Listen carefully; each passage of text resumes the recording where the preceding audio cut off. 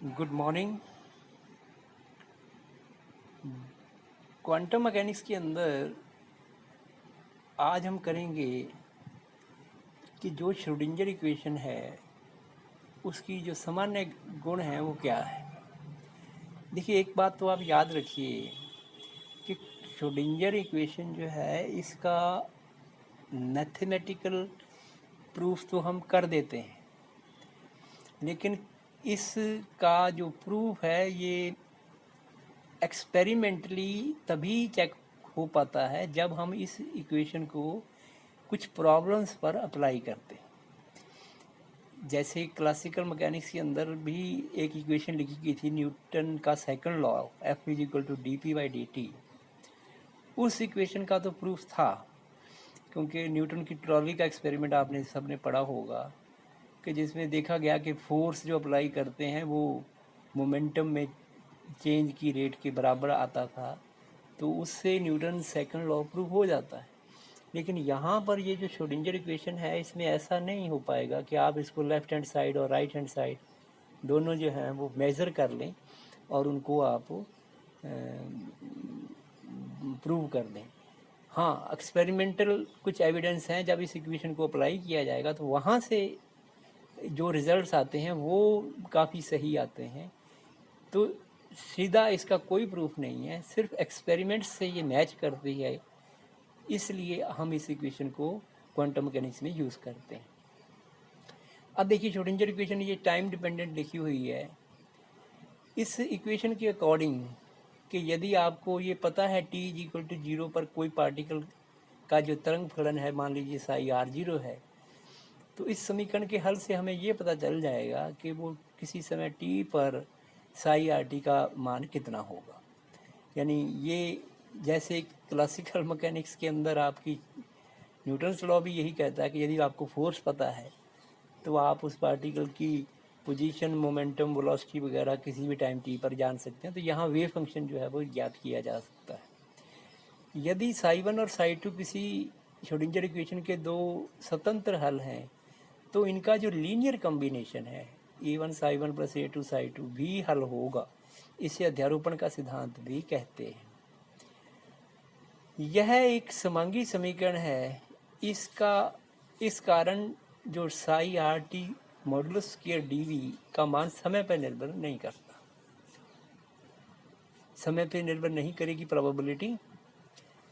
और इसी तरह से समतल तरंग फलनों के अध्यारोपण से एक तरंग पैकेट का निर्माण किया जा सकता है। अब है साई की भौतिक सार्थकता। साई एक कॉम्प्लेक्स फंक्शन है, इसका कोई सीधा भौतिक अर्थ नहीं है। साई आर टी का संबंध समय टी पर स्थिति आर पर पाए जाने की प्रायिकता से होता है। मैक्स बॉर्न ने 1926 में इसे कुछ इस प्रकार परिभाषित किया। उसके अनुसार कण के पाए जाने की प्रायिकता साई आर टी स्क्वायर के समानुपाती होती है।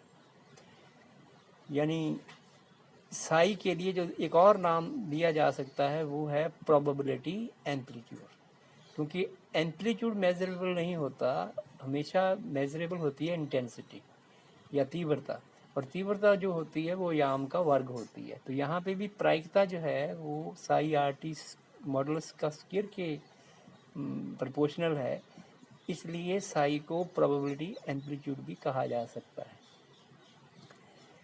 तो p r t is equal to psi r t square, psi r t square psi star r t psi r T.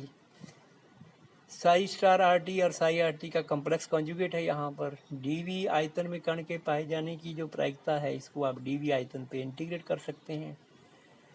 अब साई आर टी किसी भी स्थान पर अनंत नहीं हो सकता, क्योंकि वेव फंक्शन जो है वो अनंत होने का मतलब ये है कि प्रोबेबिलिटी जो है वो वहाँ पे अनंत है, ऐसा नहीं हो सकता। तो साई आर टी जो है वो किसी भी पार्टिकल के लिए किसी भी पॉइंट पे अनंत नहीं होना चाहिए। और दूसरी बात ये भी कि उस पार्टिकल का जो उस पार्टिकल के लिए, किसी भी पार्टिकल के लिए साई आर टी की वैल्यू इन्फिनिटी पे ज़ीरो की तरफ जानी चाहिए, यानी अनंत पे पार्टिकल के पाए जाने की संभावना ज़ीरो होनी चाहिए यदि पार्टिकल किसी जगह पे निहित है या बंद है। एक बात और कि साई जो है वो सिंगल वैल्यूड होना चाहिए, सिंगल वैल्यूड का मतलब होता है कि इसकी एक जगह पर एक ही वैल्यू होनी चाहिए। एक का मतलब वन नहीं, सिंगल, कोई भी वैल्यू वो ही होनी चाहिए। एक पॉइंट पे दो वैल्यूज़ नहीं हो सकती, क्योंकि यदि साई की दो वैल्यूज़ एक जगह पे हैं तो फिर इसका मतलब प्रोबेबिलिटी भी एक पॉइंट पे दो वैल्यू रखती है, so that is not possible. अब है कि साई जो है ये एक और इम्पॉर्टेंट प्रॉपर्टीज़ को सेटिस्फाई करना चाहिए, और वो है normalisation condition of wave function, कि psi star r t d v integral over all space that should be equal to 1। इस प्रतिबंध को हर एक वेव फंक्शन को संतुष्ट करना चाहिए। यह पर्स सामान्यकरण प्रतिबंध कहलाता है। यदि साई कॉम्प्लेक्स फंक्शन है तो मान लीजिए साई जो है वो a plus iota b, complex conjugate लीजिए तो psi star is equal to a minus iota B.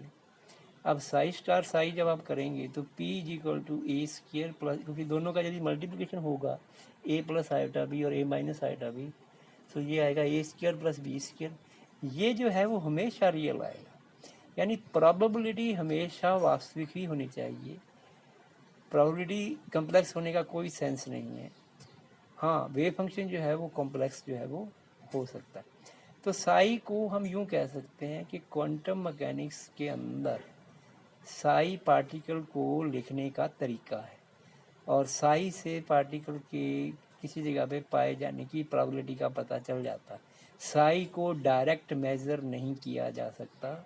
हाँ, प्रोबेबिलिटी वगैरह ये जो हैं दूसरी प्रॉपर्टीज़ किसी भी एटम की, वो डायरेक्टली या इनडायरेक्टली हम मेज़र कर सकते हैं।